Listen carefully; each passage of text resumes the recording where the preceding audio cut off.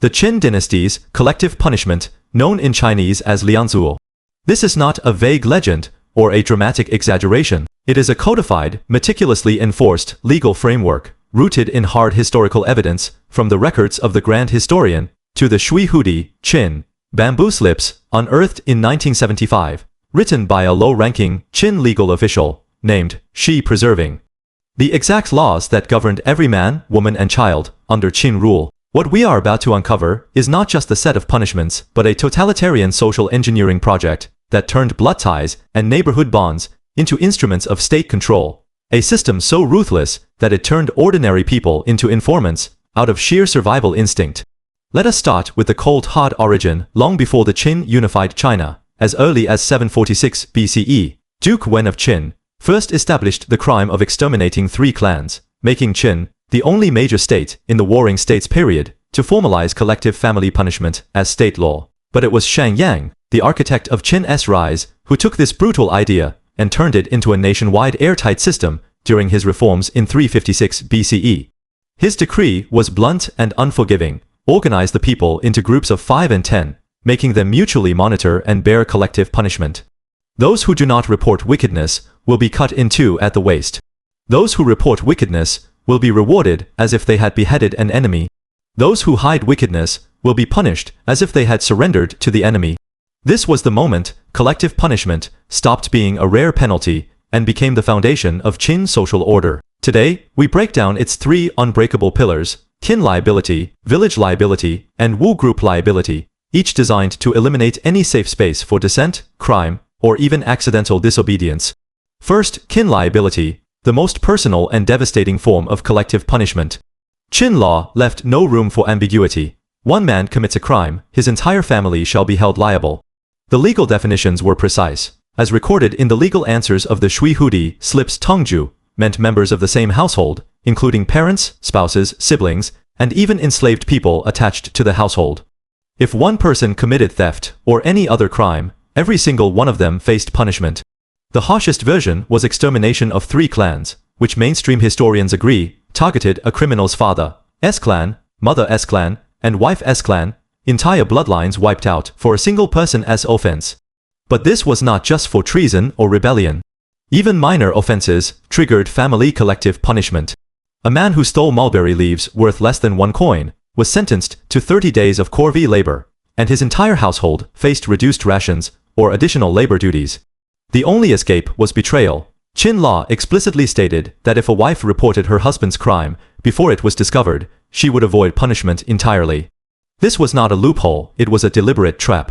The state did not just want to punish crime, it wanted to destroy the Confucian ideal of family concealment, forcing spouses, parents, and children to choose between loyalty to their blood and survival. Imagine living in a Qin household. Every word, every action, every private conversation was policed by the people you loved most, because their lives depended on turning you in.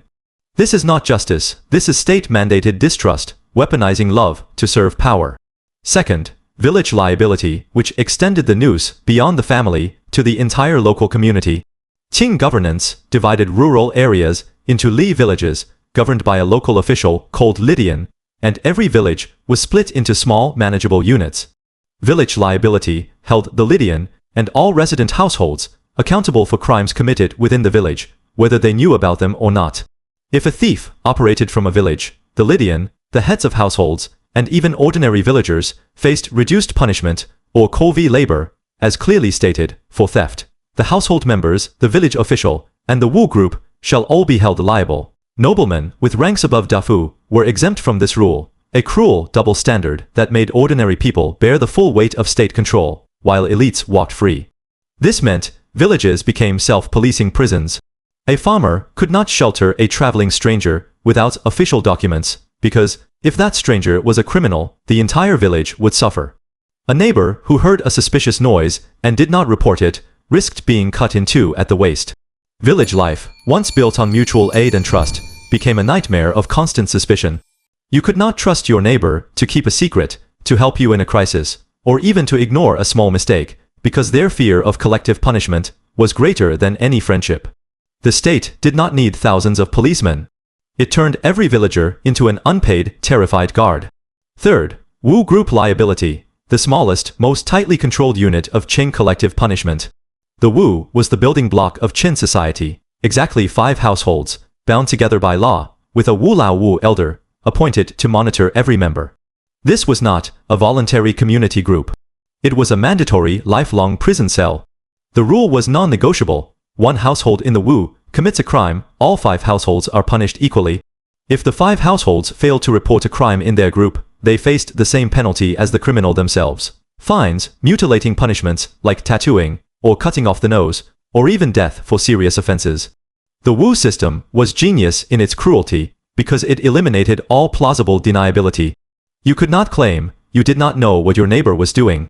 The law assumed you knew and punished you for not acting. Every Wu group was a microcosm of the Qin Empire, small, isolated, mutually hostile, and completely dependent on the state for protection from each other. This system was so effective that it allowed the Qin to govern a population of over 20 million people, with a tiny bureaucratic apparatus, a feat no other ancient civilization could match. The cost, however, was the complete erasure of individual freedom and social trust. To understand why the Qin insisted on this system, we must turn to legalism, the ideological heart of Qin rule. Legalist thinkers like Shang and Han Fei believed that humans were inherently selfish and untrustworthy, that people would only obey the law out of fear of punishment, not virtue or loyalty. Collective punishment was the perfect tool for this worldview. It did not rely on people being good. It relied on them being afraid. The state did not care if you were innocent. It cared that you would police everyone around you to avoid being punished for their actions. This was a political strategy of total control, not a justice system. It crushed resistance from the 6 states.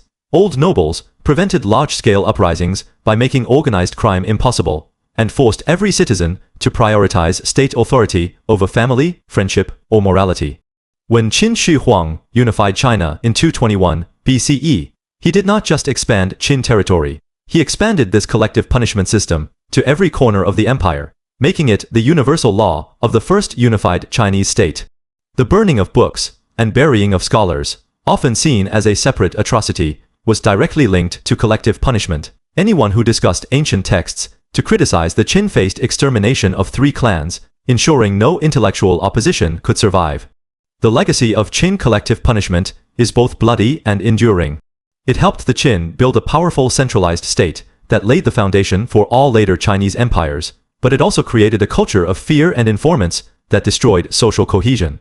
The Qin's collapse in 207 BCE was partly caused by this brutality. When a group of conscripts faced death for being late to a military assignment, they chose to rebel rather than accept collective punishment, sparking the uprising that ended the dynasty. The Han Dynasty that followed abolished the worst excesses of collective punishment, but it never fully eliminated the idea of kin and group liability, which persisted in Chinese law for over 2,000 years. If you enjoyed this journey into ancient China, hit like, drop a comment, and subscribe for more epic history. See you next time.